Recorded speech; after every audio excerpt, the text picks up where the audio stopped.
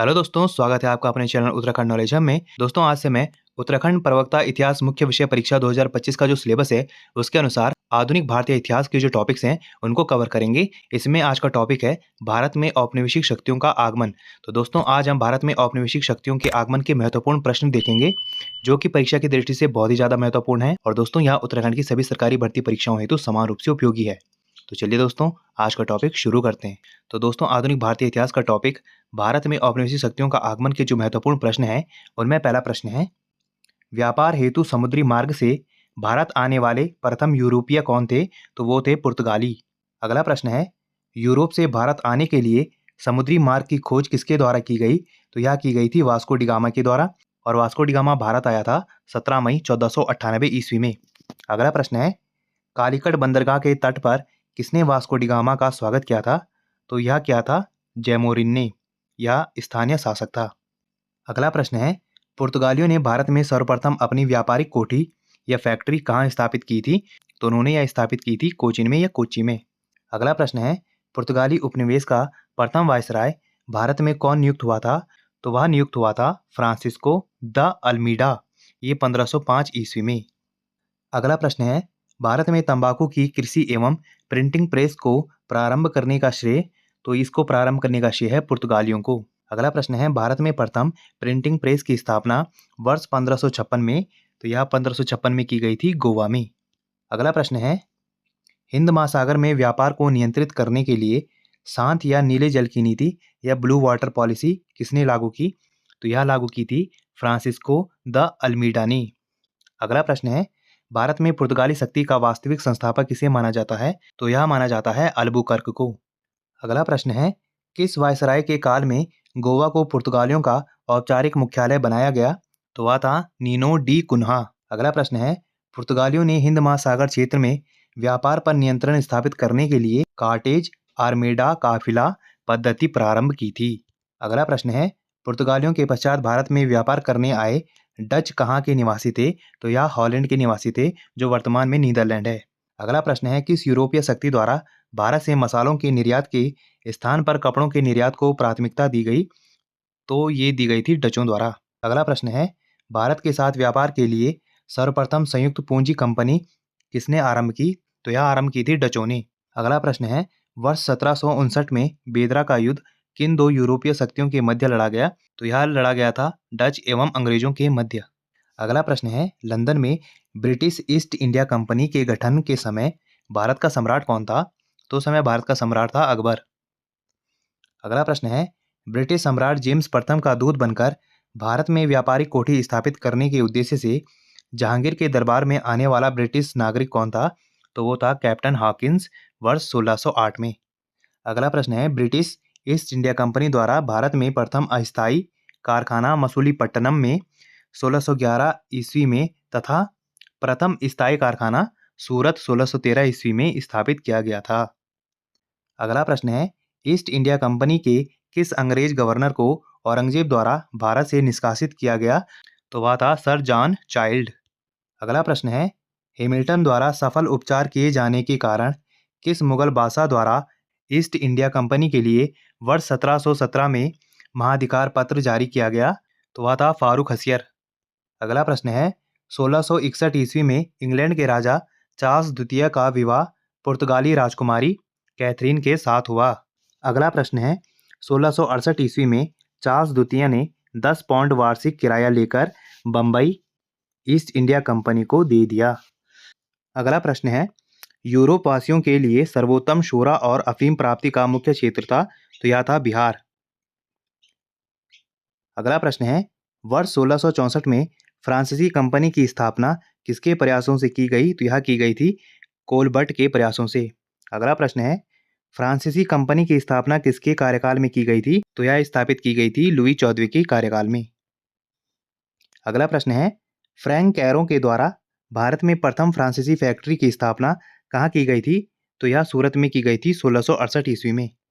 अगला प्रश्न है, फ्रांसीसी गवर्नर डुप्ले ने पहली बार भू क्षेत्र अर्जित करने के उद्देश्य से भारतीय राजाओं के विवादों में भाग लेने की नीति आरंभ की थी। अगला प्रश्न है, फ्रांसीसियों द्वारा फोर्ट लुई नामक किला कहाँ बनवाया गया? तो यह बनवाया गया था पांडिचेरी में। अगला प्रश्न है, पांडिचेरी का प्रथम फ्रांसीसी गवर्नर कौन था? तो वो था फ्रांको मार्टिन। अगला प्रश्न है, पुर्तगालियों को सौली या साउले के स्थान पर किस अंग्रेज अधिकारी ने पराजित किया? तो वह था थॉमस बेस्ट। अगला प्रश्न है, वाडिवास के युद्ध 1760 में अंग्रेजों ने किसे पराजित किया? तो अंग्रेजों ने फ्रांस को पराजित किया। अगला प्रश्न है, कर्नाटक का युद्ध किनके मध्य लड़ा गया था? तो यह अंग्रेज एवं फ्रांस के मध्य लड़ा गया था। अगला प्रश्न है, डच ने भारत में अपना पहला उपनिवेश कहाँ स्थापित किया? तो यह किया था उन्होंने पुलिकट में। अगला प्रश्न है, डचों ने अपनी पहली फैक्ट्री 1605 ईस्वी में स्थापित की थी मसूलीपत्तनम में। अगला प्रश्न है, पुर्तगाल के राजा ने मई 1487 ईस्वी में भारत की ओर किसे भेजा था? तो उन्होंने भेजा था जेपीदी केविलाहामो को।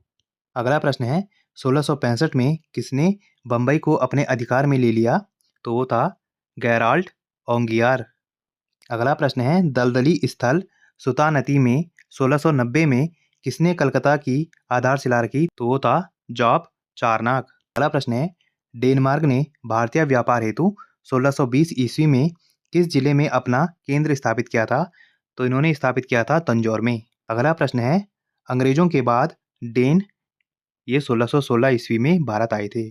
अगला प्रश्न है, बंगाल ने सीरमपुर में 1676 ईस्वी में अपनी दूसरी फैक्ट्री स्थापित की। अगला प्रश्न है, मार्च 1602 में किस व्यापारिक कंपनी की स्थापना हुई थी? तो यह हुई थी डच संयुक्त कंपनी की।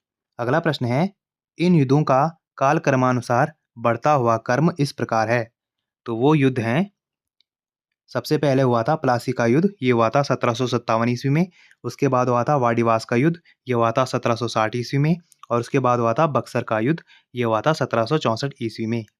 अगला प्रश्न है, प्लासी के युद्ध में अंग्रेजी सेना ने बंगाल के नवाब सिराजुद्दौला को पराजित किया। अगला प्रश्न है, वाडिवास में अंग्रेजों और फ्रांसीसियों के बीच निर्णायक युद्ध हुआ जिसमें फ्रांसीसी पराजित हो गए। अगला प्रश्न है, बक्सर के युद्ध में अंग्रेजी सेना ने अवध के नवाब, मुगल सम्राट तथा मीर कासिम की संयुक्त सेना को पराजित कर दिया।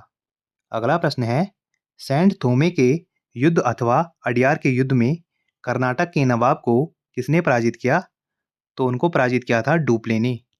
अगला प्रश्न है, कौन सा यूरोपीय युद्ध प्रथम कर्नाटक युद्ध के प्रारंभ होने के लिए उत्तरदायी था? तो वह था ऑस्ट्रिया के उत्तराधिकार का युद्ध।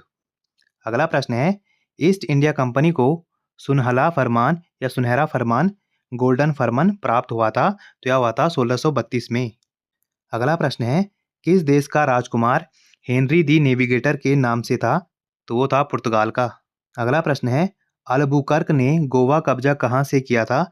तो यह किया था उन्होंने बीजापुर से। अगला प्रश्न है, ब्रिटिश ईस्ट इंडिया कंपनी ने भारत में व्यापार पर अपना एकाधिकार कब खो दिया? तो यह खो दिया उन्होंने 1813 में। अगला प्रश्न है, 1813 के चार्टर एक्ट के अनुसार कंपनी को भारत में शिक्षा पर 1 लाख रुपया खर्च करने का प्रावधान था। अगला प्रश्न है, 1833 के चार्टर एक्ट द्वारा कंपनी का व्यापारिक अधिकार चाय और चीन से भी समाप्त कर दिया गया तथा उसे भविष्य में केवल राजनैतिक कार्य ही करने थे। अगला प्रश्न है, 1833 के चार्टर एक्ट के अनुसार बंगाल का गवर्नर जनरल, तो यह भारत का गवर्नर जनरल बना दिया गया। अगला प्रश्न है, 1833 के चार्टर एक्ट द्वारा कानून बनाने के लिए गवर्नर जनरल की परिषद में एक कानूनी सदस्य चौथे सदस्य के रूप में सम्मिलित किया गया। अगला प्रश्न है, चंद्रनगर एक, तो यह एक फ्रेंच कॉलोनी थी। अगला प्रश्न है, पांडिचेरी स्थापित किया गया था? तो ये किसके द्वारा किया गया था? मार्टिन के द्वारा। अगला प्रश्न है, ईस्ट इंडिया कंपनी को बंगाल का पूर्ण स्वामित्व प्राप्त हुआ? तो यह हुआ था 1764 ईस्वी में। अगला प्रश्न है, भारत में यूरोपीय शक्तियों के आगमन का क्रम है? तो वो इस प्रकार है, पहले पुर्तगीज, फिर डच, फिर अंग्रेज, फिर डेन और फिर फ्रांसीसी। जबकि इन कंपनियों के स्थापना वर्ष इस प्रकार से हैं। तो सबसे पहले एस्तादो द इंडिया, ये पुर्तगीज कंपनी थी, तो यह स्थापित हुई 1498 ईस्वी में। उसके बाद वेरिंग दे ओस्ट इंडिसे कंपनी या डच ईस्ट इंडिया कंपनी, यह स्थापित हुई 1602 ईस्वी में। फिर अगला है the governor and company of merchants of training into the east Indies, तो ये थी अंग्रेजी ईस्ट इंडिया कंपनी, तो यह स्थापित हुई 1600 ईस्वी में। और अगला है डेन ईस्ट इंडिया कंपनी, तो यह स्थापित हुई 1616 ईस्वी में। और अगला है कंपनी देश इंद से ओरिएंट लेस, तो यह स्थापित हुई थी 1664 ईस्वी में। तो दोस्तों, आज हमने भारत में औपनिवेशिक शक्तियों के आगमन के महत्वपूर्ण प्रश्न किए, जो कि परीक्षा की दृष्टि से बहुत ही ज़्यादा महत्वपूर्ण है। और ऐसी ज्ञानवर्धक वीडियोज़ के लिए आप मेरे चैनल को लाइक कीजिए, कमेंट कीजिए, शेयर कीजिए, सब्सक्राइब कीजिए और मुझे इंस्टाग्राम पे फॉलो कीजिए। और इस वीडियो की पीडीएफ फाइल के लिए आप मुझे मेरे टेलीग्राम पर ज्वाइन कीजिए। वहाँ आपको इस वीडियो की पीडीएफ फाइल मिल जाएगी। और जितना हो सके इस वीडियो को अपने यार दोस्तों के साथ शेयर कीजिए और मेरे चैनल को ज़्यादा से ज़्यादा सब्सक्राइब कीजिए। Thank you.